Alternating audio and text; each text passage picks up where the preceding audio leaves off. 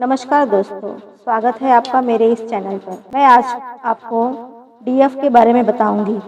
DF जो इस journey की महत्वपूर्ण भूमिका निभाती है। डीएफई का काम है इस जर्नी को सबसे पहले पूर्ण करना, बाद में ये जर्नी कंप्लीट होती है। हम ये जानेंगे इस वीडियो में कि डीएफ को कैसे इस जर्नी के बारे में पता चलता है। मैं हमेशा आपको ये बता चुकी हूँ कि इस जर्नी में एनर्जी वर्क करती है, ना कि जेंडर, क्योंकि जेंडर तो पुरुष, स्त्री और अदर्स इन सभी में होंगे, लेकिन ये जर्नी एनर्जी से चलती है। तो मैं आपको बताती हूँ कि आज चलिए हम जानते हैं डीएफ को इस जर्नी के बारे में कैसे पता चलता है। डीएफ यानी कि डिवाइन फेमिनाइन, जो किसी भी जेंडर में हो सकती है, स्त्री, पुरुष या अपोजिट पोलैरिटी भी हो सकती है, या सेम जेंडर भी हो सकते हैं, दोनों स्त्री शरीर में या दोनों पुरुष शरीर में। ये तो मैं हमेशा आपसे शेयर कर चुकी हूँ। तो चले शुरू करते हैं। डिवाइन फेमिनाइन, जिसे ईश्वर ने जब जन्म दिया होता है तो वो बचपन से ही अधूरापन महसूस करती है।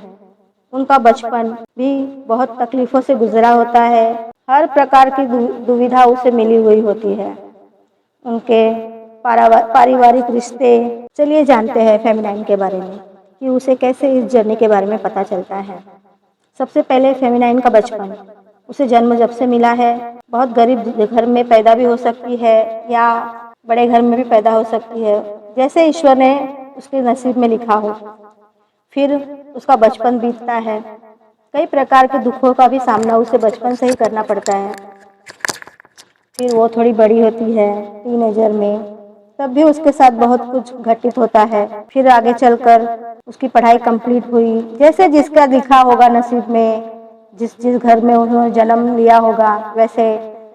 यानी कि आप समझ जाइए, अगर कभी अच्छे घर में अगर उनको जन्म मिला हुआ होगा तो उनकी पढ़ाई कंप्लीट हो सकती है, या तो फिर अधूरी भी रह जाए। सबका अपना नसीब है, सबकी अपनी अपनी जर्नी है।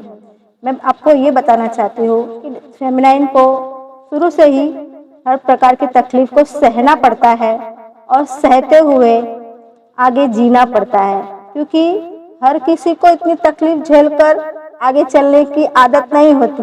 बाकी आम इंसान वहीं पर रुक जाएंगे और अपना कोई और रास्ता ढूंढ लेंगे, लेकिन फेमिनाइन क्या करती है, आगे चलती है। जो हुआ सो हुआ, उसे एक्सेप्ट करके वो आगे चलती है। मैं आपको यही समझा रही हूँ कि फेमिनाइन का बचपन भी बहुत तकलीफों से गुजरा हुआ होता है, फिर भी वो आगे चल के अपने पढ़ाई पे ध्यान करती है। आगे जो जो काम उसे मिलता है वो सब कंप्लीट करती है, क्योंकि उसे ईश्वर ने कुछ काम दिया ही हुआ रहता है ना। बचपन से जब से जन्म प्राप्त करके वो आए होते हैं, उन्हें कुछ काम करने के लिए, उन्हें सभी कुछ भोगने के लिए ही वहाँ भेजा है धरती पर। इसलिए फेमिनाइन किसी बात से डरती नहीं, वो हर चीज को कंप्लीट करते हुए होते। जैसे कि जब आपको एक टास्क दिया जाता है तो आप सब कुछ करते हैं।